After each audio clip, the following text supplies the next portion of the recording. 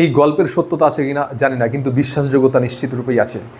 Harvard business স্কুলে একবার বেশ কিছু স্টুডেন্টদের মধ্যে একটা সমীক্ষা করা হয়, সেখানে বলা হয়েছিল write down your goals in life.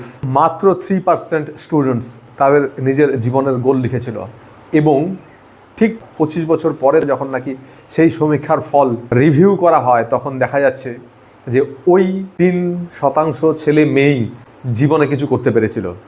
তাদের অ্যাম্বিশান ছিল হাই, তাদের জীবন অনেক বেশি প্রোডাক্টিভ, সেখানে অনেক বেশি তারা এনার্জি পরিশ্রম দিয়ে নিজের নিজের গোল অ্যাচিভ করে একটা হ্যাপি লাইফ লিড করতে পেরেছিল। এখন কেন এরকম হয়েছে?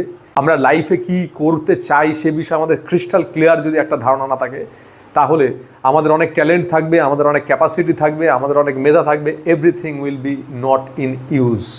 কোনো দিন সেগুলো কোনো কাজেই ব্যবহৃত হবে না। So goal is must.